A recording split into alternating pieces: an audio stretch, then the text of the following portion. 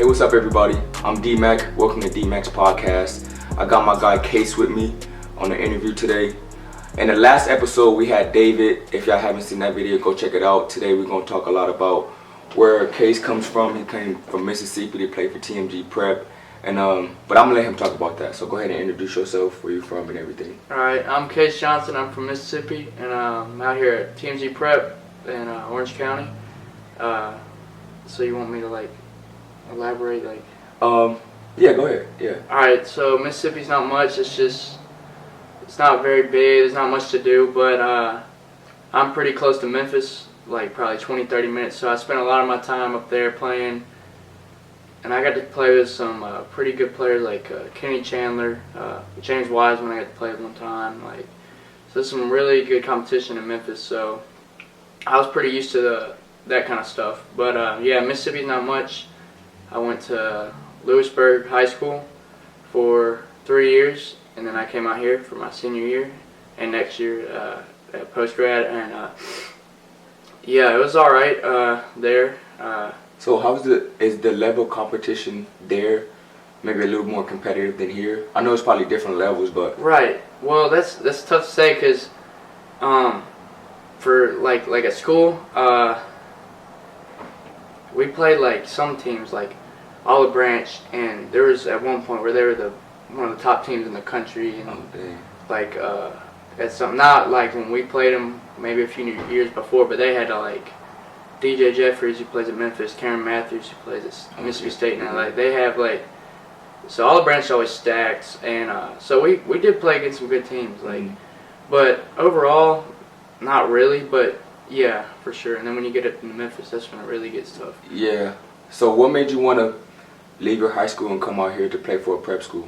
Well, honestly, I was just I had a bad experience with basketball there. Just for sure overlooked. I was obviously on the team and all that, but it's just things weren't happening like we wanted to, and I felt like I wasn't getting my fair chances. Yeah. Even though I showed out, I would show out when I get put in a game, or it's just tough. Because I'll give you an example. One game, I went off, had such a great game. Next game, I would go in for barely at all, and I just had a game of whatever, it was so good. And yeah.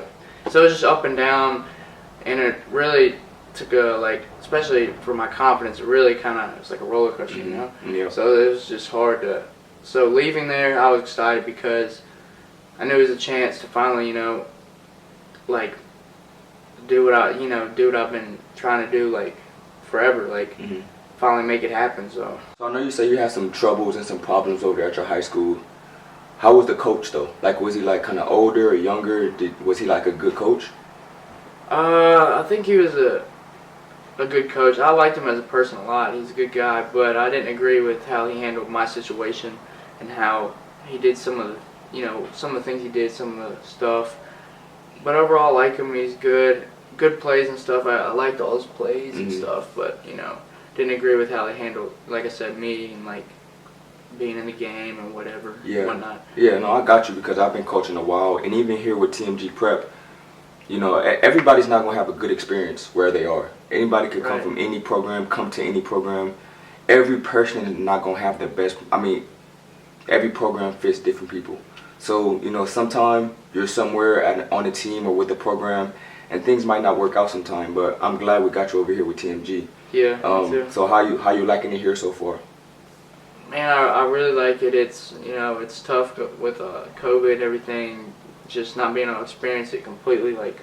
But yeah, it is what it is, but it's really helped being out here. I've already got one offer, and then a few other schools are interested already, and that's just the beginning. I still got next year and whatever happens, but so it's really helped a lot because out where I was, I wouldn't have gotten any exposure or anything, even though and I've got so much better just with everything, just learning, and it's been a good experience. It's been tough at times, but yeah, but one thing that I know you're good at is handling diversity. When you're having difficult times, you're always coming to talk to me about things, how to get Yeah. through things. You're always like reading and trying to find new ways to like improve yourself. Yeah. And that's what I like about you. You remind me of myself when I was younger. Always working, always finding ways to improve yourself on and off the court. That's such an important, you know, character to have as a person, especially as an Right. athlete. But during your transition here to TMG, what was the most difficult? Like coming here, staying in apartments, being a part of a new program, Uh-huh. being in a new city, having new coaches, new teammates. What was one of the things that you probably felt was like the most difficult part of all that? Well, honestly, since before here, I didn't cook, I didn't do laundry, I didn't buy my groceries, so Yeah. like I had to do all that. And that was tough. And then now I'm, in the flow with it. Like I know I'm kind of on a meal plan. You know what I'm saying? I know what I need to get. Oh yeah, budgeting money, that was tough. But that was just the little stuff. But when I first came here, it was tough. Just let's see, with playing and everything, practice. Because I was getting embarrassed sometimes by Dom. It was frustrating. Cause yeah, for sure. Because like the non-point guards, they get mad at me and stuff. You know what I'm saying? So. But what It they was don't know tough. is it's hard to be a Oh, point guard it's sometimes. tough, especially with elite defenders and yeah, it's tough. But and then when it happens on a daily basis, it's obviously like then people are looking at you like, man, they see it over and over, so it builds up. But really, like you're eventually gonna get better at it. But there's times where it feels like, man, it's just like you're stuck almost. It just happens repetitively. So. When I came here, it was tough at first, just with everything, because I was kind of thrown into it, And then, plus I wasn't playing too well when I first got here. Now I'm playing a lot better. I've gotten a lot better, so that's why I'm feeling a lot better about everything now. Yeah. But yeah. Okay, that's what's up. So, where do you see yourself in a couple years? Like you've done a year or two at TMG. You continue to improve your game. Like, do you have like a dream school you want to go to? Or like somewhere you want to end up in the next couple years? Let's see. I hear that question a lot, like dream school. And honestly, when I was younger, obviously you'd think like Duke or something, right? Yeah. But now it's like whatever happens, happens. Because you hear about these players who are like, for example, Jimmy Butler. Like that story's crazy. He's a superstar, and he went to JUCO, and he's homeless or whatever. Yeah. So like, and there's plenty of these stories. So like, that's why I'm not worried about it, because I know whatever happens, happens, and like it's just up to God, to point me which direction to go. Yeah. Because you can make it. There's so many ways to make it, and you said it to me before. Yes. Yeah. I mean, you could go JUCO, then university, then let's say you go overseas, then you could make it to the NBA, or let's say like college, G League, there's so many ways, or, like it's just, that's the good thing about basketball. It's just a lot of ways to make it. I like that mindset because I think a lot of people think that you just go straight to a D1 and then you go straight to the NBA. Right. But there's so many colleges that are looking for, players. There's a lot of overseas teams that are like looking for players, and I think everybody's going to have a different journey to where they're going to end up at. So that's a good approach to have. I think a lot of guys, they have their mind set on going to like one school or going to one level. Right. But you can make it to any level and just make your way up and then go from there. So that's a good mindset to have. That's a good mindset. And then at the end of the day, let's say you're in the NBA and you look back, you would have since you've made it. Now you're thinking, let's say you went to like Duke or something, you'd be like, man, wouldn't it have been cooler if I went to like, for example, like John Morant, like Murray State. It's way cooler when you got like a story like that. I mean, obviously, if you got Duke, go to Duke, but it's cool if you make it that way. I mean, it's just more impressive. Yeah, it is, and you're kind of looked at as the underdog. One of my favorite players is Damian Lillard, and he went to Weber, and he wasn't, I don't think anybody expected him to do such a great job at like he's doing now. So, yeah, just being the underdog, I'm a fan of being an underdog. Like, if I'm watching an NBA game or any sports game, and everybody think that team is going to lose, I'm rooting for that team or that person that's the underdog. So maybe because I feel like I'm an underdog, but yeah, me too. Yeah, I felt like it my whole life. Yeah. For sure. So now that you're here with TMG, you want to go to college. Eventually, like let's say basketball doesn't work out, and you know, you don't find your way, do you have any other hobbies or any other like career ideas that you want to do after maybe after basketball, or if basketball doesn't work out? Like, do you have any other interests? I do a little, yeah. Like I do like I'm real interested in like, let's see, I love the idea of like designing houses, because I'm into like, for sure, like designing like houses, like especially like rich houses. They just like fascinate me. It's so cool, all the features and all this. So yeah, but yeah, it's, I mean, who knows, whatever, you know, like I said, whatever happens happens. If God wants me to not play basketball anymore, let's say He's like, I want you to only go to college, and after that we'll do something else. I'll be good with whatever, because you know, I'll be satisfied. Whatever. Yeah. You know. Well, the thing about basketball is, you know, if you come to the end of your playing career, maybe you can be a trainer, a coach. That's maybe true, you can also travel a little bit and do some other like camps and stuff like that. There's some other opportunities, and I think you're a student of the game. Yeah. Like you want to really learn the details and certain stuff. Yeah. So that will also make you a good trainer and coach in the future, because you pay attention to those details now as a player. So I think, you know, if you continue to go down the path that you're going, learning details about the game, you might be a good trainer or coach in the future. That's true. Because that's how it worked out for me. Oh yeah, and I've been through so many trainers already. I had, in Memphis, let's see, I had at least 4 trainers, and I stuck with them for like you know, years. Like, so like it wasn't just like I'm passing through them. They were good. Like, so I had like 4 different trainers. So I know all these drills. I know all kinds of stuff. You know? So yeah. Yeah. I see what you're saying. Okay. What kind of player do you think you are? Like play style, or? Yeah. Like, okay, let's say this. What NBA player would you say that you play similar to? Oh man, that's tough. I don't know. Let's see. Because I'm a great shooter, and I'm actually working on my shot right now, and I think I'll be like the best shooter around like soon. Cause yeah, I just think I will. Cause I mean, like, so. But I used to be not like real fast or anything, but now I've gotten to the point where I'm pretty fast, you know, or I'm good off, let's say like change of pace, you know, slow to fast, just one move, simple floater, like so.